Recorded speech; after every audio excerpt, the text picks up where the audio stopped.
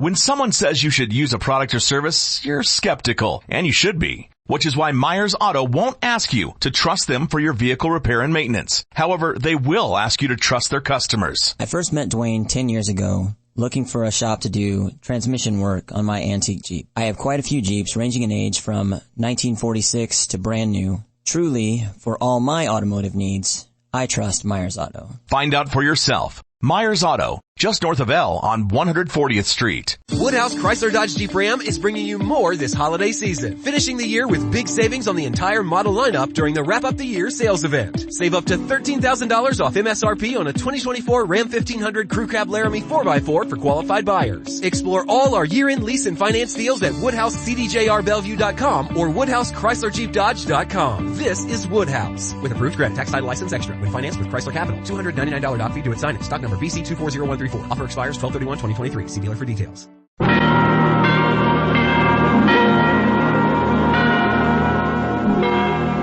Schlitz, the beer that made Milwaukee famous, presents The Halls of Ivy, starring Mr. and Mrs. Ronald Colman.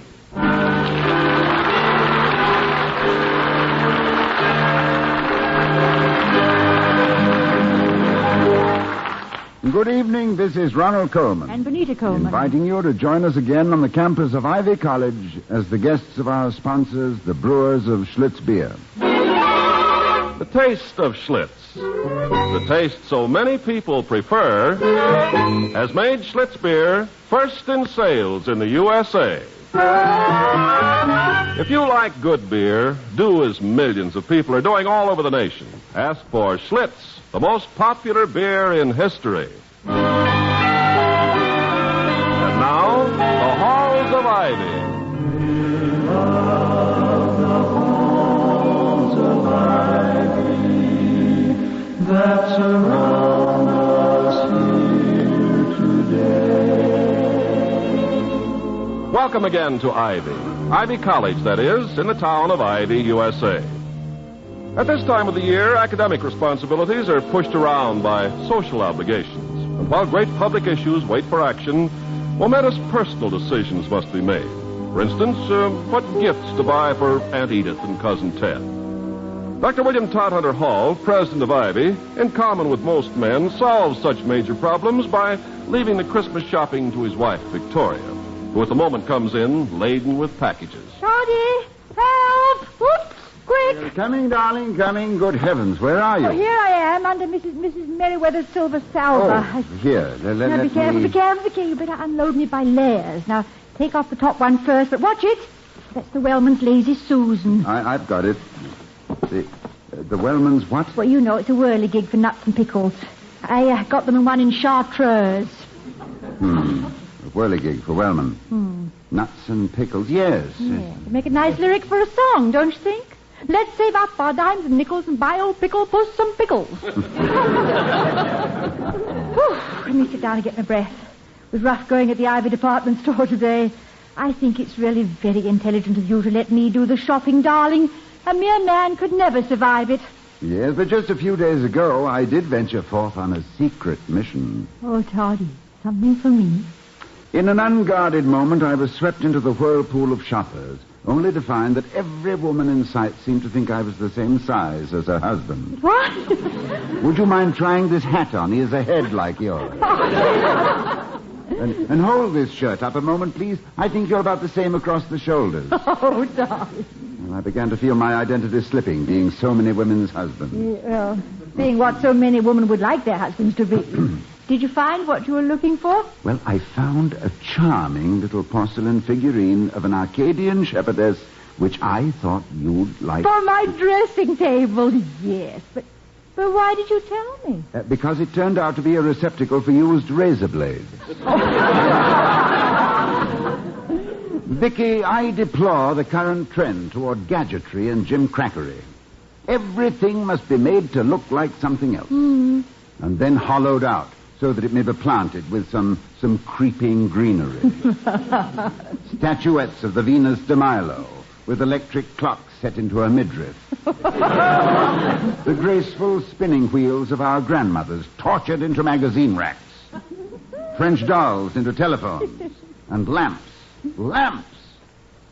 Is there any conceivable piece of household junk to which some demented decorator will not attach a plaster base, a frilly shade? Yeah, well, a doorbell is still a doorbell, Toddy. And Louisa, who is still Louisa, will answer it.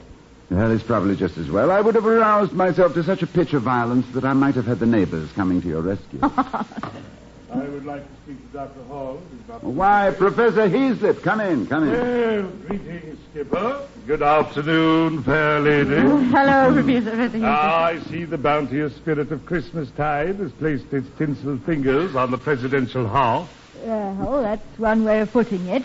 I beg your pardon, fair lady. You haven't been to see us for some time, Professor. I hope that this is just a social visit and does not portend that evil has fallen upon the English department. Skipper, I am happy to report that there is never anything portentous about my English department. As I like to tell my students in a moment of gaiety, be kind to English. Remember, it's your mother tongue. That is very funny. Oh, it was nothing, fair lady. Well, now that we've dispensed with the pleasantries, may I come directly to the subject of my visit? Well, of course. A very delicate problem, Skipper. What do you propose to do about the old man? Well, if you're speaking of Santa Claus, I shall do nothing about him except admire his stamina and wish him well. Oh, I feel it my duty to inform you, Skipper, that Lucian Royce has come back. Lucian Royce? Here at Ivy? Why, that's splendid news. Well, Professor Royce? Well, of course, didn't you study under him here at Ivy? Yes, he was one of Professor Heaslip's predecessors as head of the English department. Retired from Ivy about, 15 years ago and went to live in the south of France. I haven't heard from him since the war. I just assumed that he must be nearly 80 now. Ah, yes, a sad spectacle, Skipper. Poor old man and his dotage, without purpose, helpless, and probably penniless. I'm very sorry to hear this, Professor. Have you spoken to him? Alas, yes. He just stared at me without recognition. I shudder to think of his being exposed to the mockery of those who didn't know him in his flowering, such as you and I, Skipper. For such cases, there are comfortable rest homes, you know. Yes, and there are uncomfortable suggestions. Do you know where he is living? Ah, me.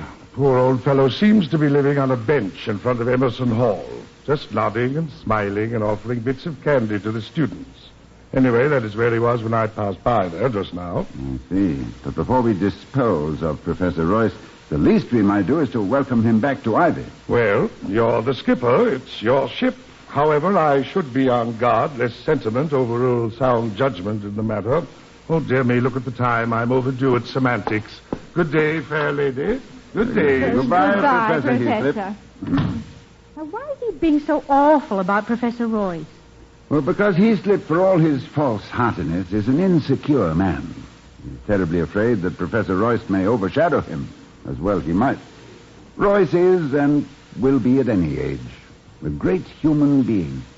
His mind reaches out to you, and you become his with a willing affection. Well, all Heaslip was interested in was getting him out of the way. Ship him off to a home for the aged. Not while we have a spare bedroom. Good for you, my darling. Exactly the way I feel. I'm far into Professor Royce's debt, and if he would permit me to repay it in shelter and encouragement, I would be most happy. I wonder how close Heaslip was to the real truth. I think I shall go and see. Well, let me go with you, Toddy. He must be a fine man, and you know something? You've spoiled me for the other kind.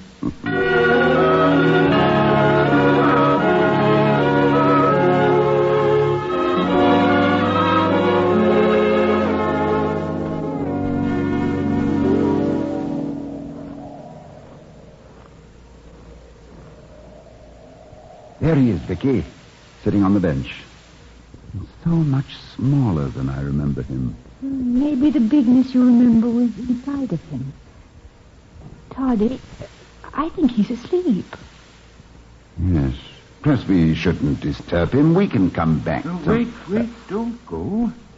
You're Bill Hall. Professor Royce. I saw you coming. I just closed my eyes a moment to remember the first time I ever saw you.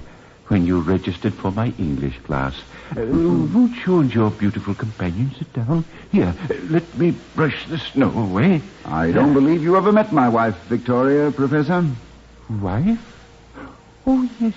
Somebody did tell me. I don't remember who. Dear me.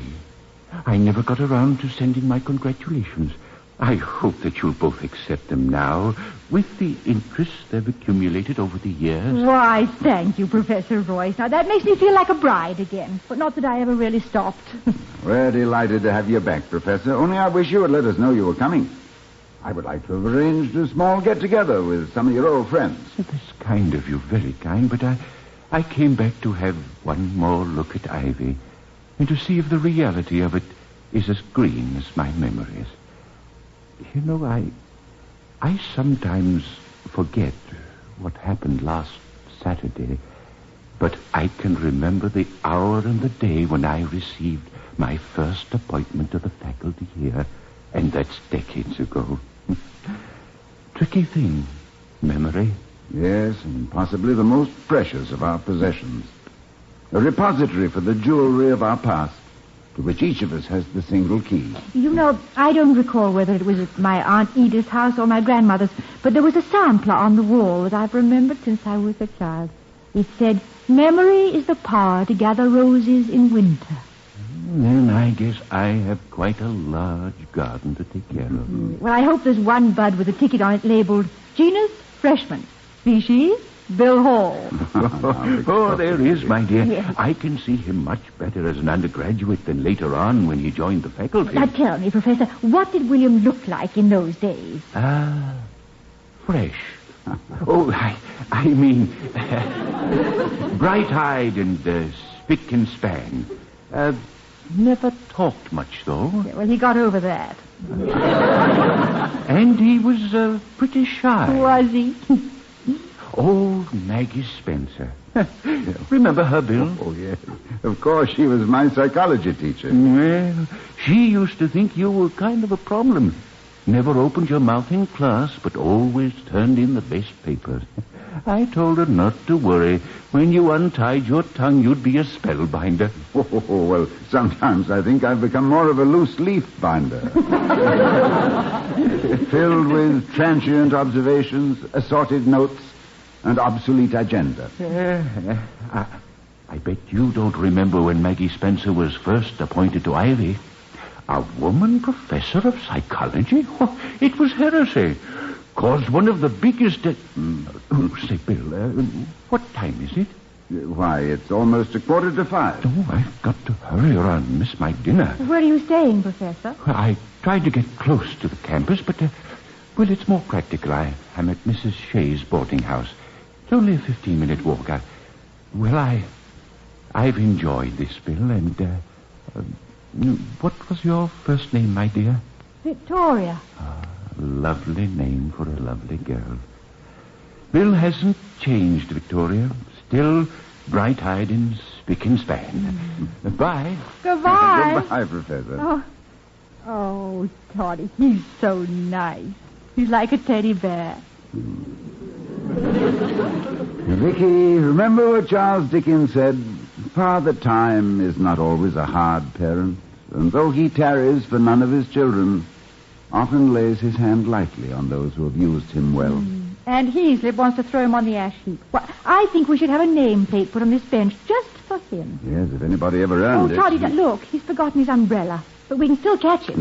No, darling. It won't help much if it snows again, and I don't think it's going to rain, and it provides us with a good pretext to go and see where and how he is living. I think we can return his umbrella without letting him know we are worried about his overhead.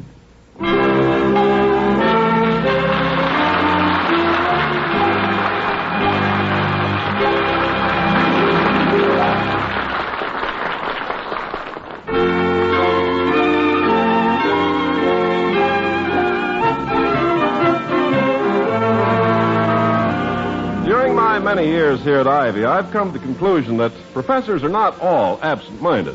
Some of them quite the contrary, like Professor Reynolds, Dean of the Law School, for example. Yesterday evening, I was hurrying around the corner of Emerson Hall when I bumped into the Dean. I'm sorry. Hello, Dean Reynolds. Hello, Ken. I hope you're not badly bruised. Oh, not a bit, Dean. I should have been looking where I was going. Well, so should I. I'm not often guilty of such wool gathering. Oh, you're not an absent-minded professor, then. Not today, anyway. No, today I'm a present-minded professor. Present-minded? Yes. I'm on my way to buy a case of presents. Christmas, you know. A case of presents? Do I dare hope? You do. Thank you. I always have a couple of cases of Schlitz beer on hand at Christmas. I find that several bottles to the mailman, the grocery man, and other faithful visitors not only gives them a little added cheer, but gives me a reputation for good taste, sound judgment, and as a legal expert, knowing when a case has real merit. And I suppose it also helps to dispel the common belief that law is a dry business. A good point, my boy, good point. As a matter of record, I believe Schlitz gave a sound precedent for good taste in 1849, 103 years ago, and has been confirming it ever since. With 24 character witnesses in every case, a double jury, you might say, bringing in a directed verdict of res ipsa loquita. Will the court brief me a little on that res ipsa what? Res ipsa loquita means the thing speaks for itself. Oh, I see. And Schlitz definitely is the thing with people who like the taste of good beer. In fact, Schlitz tastes so good to so many people that it's first in sales in the USA. I believe it. So, what do you say we clear the court, adjourn to my chambers, and sample the evidence? Oh, gladly, sir. That's one bar examination I never refuse to take. Let's go.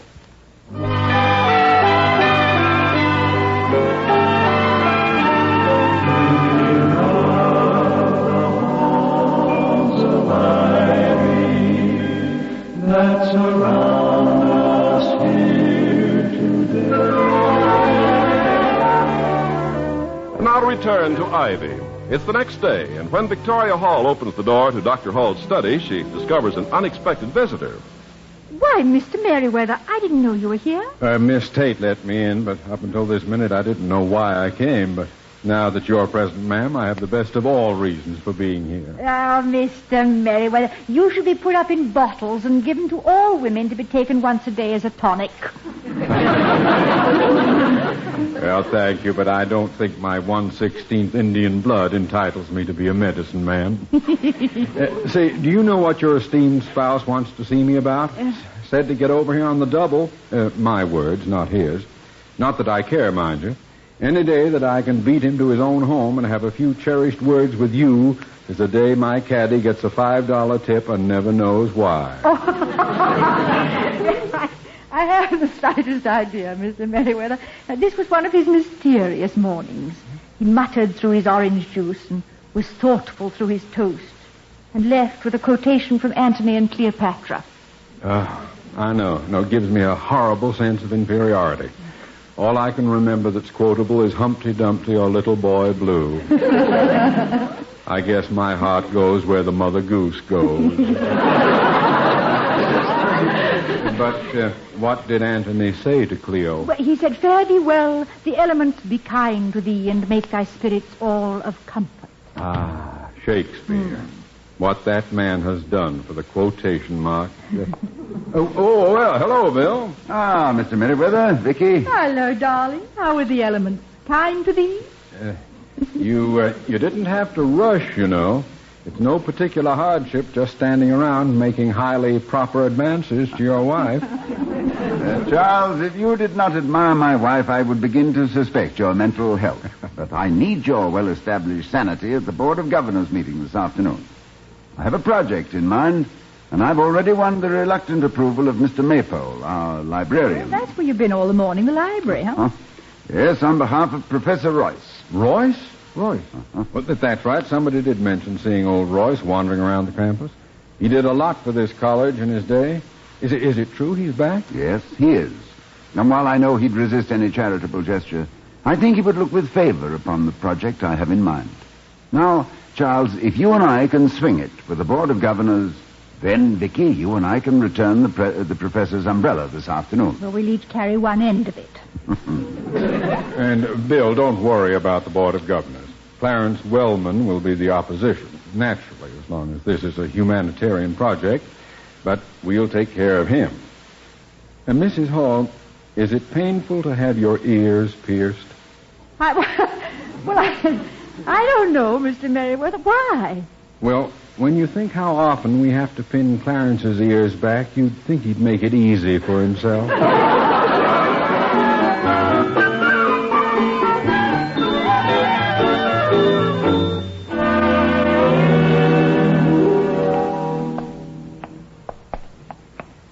And it was much easier than I thought, Vicky. As a matter of fact, the Board of Governors was quite enthusiastic. What, even Mr. Wellman? Mr. Wellman most of all. He said, tradition is a living thing at Ivy. Living, Dr. Hall. Symbolized in the sacred plant which clings to our hallowed walls. Walls, Dr. Hall. Well, that's very good. Thank you, darling. There was a tear in his eye, too. It couldn't have been sentiment. He must have a cold. Here, do you want me to take the umbrella? No, darling. I'll carry it. Reminds me of my romantic past. Romantic? What, an umbrella? Certainly, darling. An umbrella built for two should have been the romantic song hit of the 90s, not a bicycle. Toddy, toddy, give me your answer, do. Well, my answer is that the curls blowing round a lady's neck can be undoubtedly devastating when viewed from the back seat of a tandem, but give me the umbrella snuggle all the time. No, not all the time I won't, unless I'm the girl. But the professor's umbrella reminds me of that lovely walk we had in the New Forest in England. Remember? Yeah. It was before we were engaged. Well, I was engaged. Well, I was on the brink, shivering happily. Yes, and I said, come on in, the water's fine. Anyway, that day in the New Forest, we'd finished our picnic, and we had reached a spot where...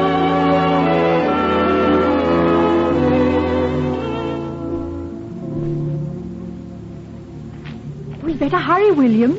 It looks like rain, and we've only one umbrella. And, but you had one, too, when we met this morning at Waterloo Station. Where did it go? When I left you to get the tickets, darling, yes, I saw an old lady without an umbrella. Yes. So I said, ma'am, it's going to rain. Take this. And she said, thank you, young man, but what about you? So I said, madam, we have one. That is all we need. Oh, William, now that was sweet and thoughtful. Oh, dear, no. It was selfish, scheming, and conniving. And I've been praying for rain ever since. Oh, well, don't give up, darling. I'll never give up. But, where are we? Well, lost, I think, in the New Forest. Oh, wonderful. Nothing in sight but the greenwood, beech and oak, gorse and bracken, Robin Hood and his merry men. No, that was Sherwood Forest. Oh, yes, yes. But this one casts a spell, too, doesn't it? And it hasn't changed at all since the days of William the Conqueror, when he made it all a game preserve. Ah, good old Bill. Preserving it all these years just for you and me. From William to William, with fondest regards, and take good care of Victoria. Oh, I'm sure he had us in mind all the time. But you know, some very frightening things have happened here. William Rufus was killed here. He was shot by an arrow. Ah, those ill-fated Williams, destined to be pierced with arrows. And now, history repeats. Here is William Hall, mortally stricken with one of Cupid's sharpest darts. Mortally? I shall never recover, darling. Victoria, stop a moment and listen. Not a sound. What these old woods have seen and heard. What secrets the trees must whisper to each other. And I have one more secret for them. Oh, just pretend I'm an oak tree and tell me, too. Very well. I love Victoria. And that's the first time I ever kissed an oak tree. Oh, you know, each time I come here, William, I love it more. But never more than this time. Victoria. Oh, the New Forest, where love and history hold hands. haunted with memories. If we listen carefully, we may hear the horn of a huntsman, the whistle of an arrow, or the cry of a falcon. Listen. Oh, what's that?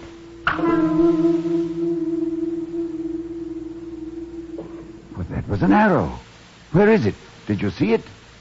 We'll never see it. You said yourself the place was haunted.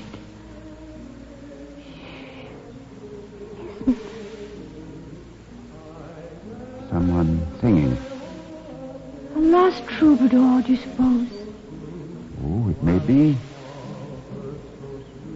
Perhaps it's coming from some cottage nearby where they may give us a tankard of ale or a posset of mead. Mead, yes. They still drink it in these parts. It's made with lemon, honey, cowslip, and sweet briar. But listen, he's coming closer. And that is the flower for me. I oftentimes have plucked that red rosebud till I gain it. Victoria, where was he? I didn't see him, did you? Where did he go? I think he went the way of the arrow, William. We won't see him.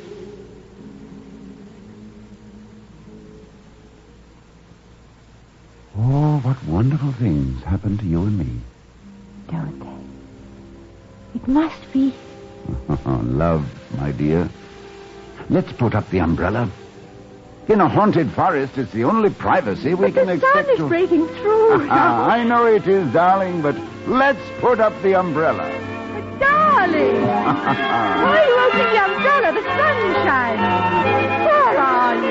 In the New Forest, listening to a troubadour. But, darling, we're at Mrs. Shea's. Mrs. Shea's boarding house. Mrs. Shea's boarding house? Oh, of course, yes. But that's no reason to lose the opportunity for one more umbrella snuggle. Oh, darling.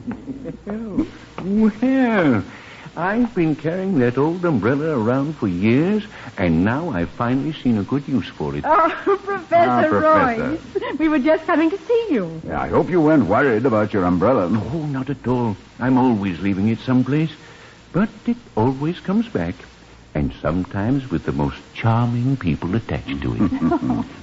Were you going anywhere in particular, Professor? Are we keeping you? No, I stopped going anywhere in particular a long time ago. Well, then I have something to discuss with you. The Board of Governors has endorsed a new project to be called the Annals of Ivy. I've been eager to get this started, but I've had some difficulty in finding a suitable person to write the initial volume. Yeah, Professor, you have no idea what a relief it was to William when he discovered you were here. Well, you solved his problem. I have? If you could find the time, Professor, we'd be very grateful. Naturally, there's a modest, but I hope satisfactory subsidy. You'd pay me for daydreaming? Well, there'd be some research. As a matter of fact, there's a good deal of work involved. And a good deal of life. You see, Ivy was my life. That's it, exactly, Professor. Now, we'd like your kind of personal approach. Oh, perhaps we could call it the autobiography of a college. And the first volumes could be Birth, Childhood, and Youth of Ivy. And we could... But let's discuss it over dinner. Have you dined yet? Why, no, I haven't. Well, then why don't you join us? We'll find a quiet place in town, somewhere where we can... I know. Mrs. Dodds. Oh, Lady Dodd. We used to say dine and die at Dodd's. Poor Mrs. Dodd, we gave her a bad time. Oh, yes, Bill, yes, thank you very much. I'd be delighted. Oh, wait a minute, Professor. You've forgotten your umbrella again. No, I didn't forget it. But there's not room for 3 of us under it.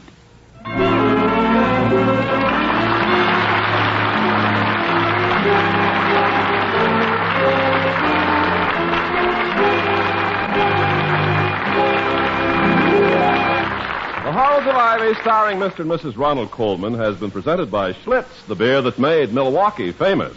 The taste of Schlitz, the taste so many people prefer, has made Schlitz beer first in sales in the USA.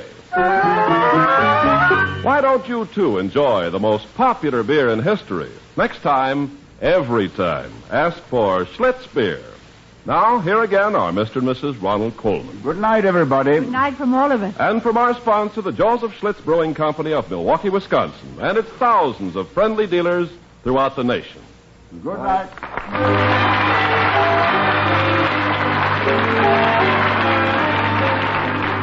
We'll be seeing you next week at this same time at the Halls of Ivy, starring Mr. and Mrs. Ronald Coleman. Mr. Merriweather is played by Gail Gordon.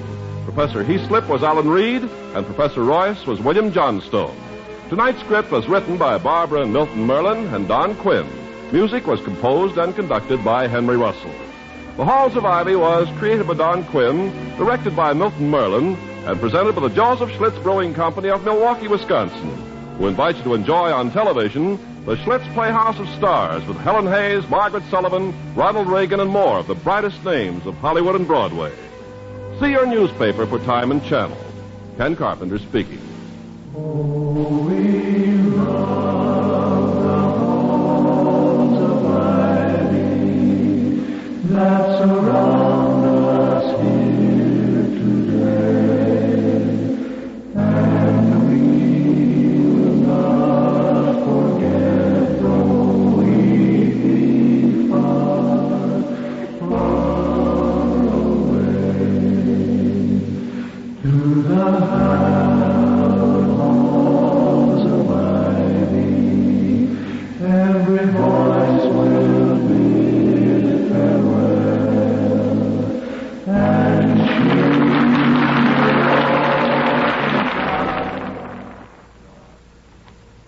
The preceding was transcribed. Why don't more infant formula companies use organic, grass-fed whole milk instead of skim? Why don't more infant formula companies use the latest breast milk science? Why don't more infant formula companies run their own clinical trials? Why don't more infant formula companies use more of the proteins found in breast milk? Why don't more infant formula companies have their own factories instead of outsourcing their manufacturing? We wondered the same thing. So we made ByHeart, an infant formula company on a mission to get a lot closer to the most superfood on the planet, breast milk. Our patented protein blend has more of the important and most abundant proteins actually found in breast milk. We're the first and only U.S.-made formula to use organic, grass-fed whole milk, not skim. We even conducted the largest clinical trial by a new infant formula company in a quarter-century, with clinically proven benefits like easier digestion, less spit-up, and softer poops versus a leading infant formula. And we make our own formula in the USA and our very own factories in Iowa, Oregon, and Pennsylvania. ByHeart, a better formula for formula. Learn more at byheart.com.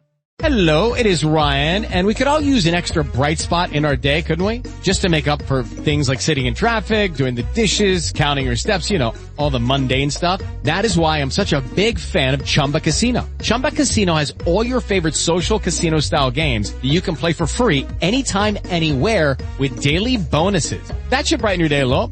Actually, a lot. So sign up now at ChumbaCasino.com. That's ChumbaCasino.com. No purchase necessary. VGW Group. Void where prohibited by law. See terms and conditions. 18+.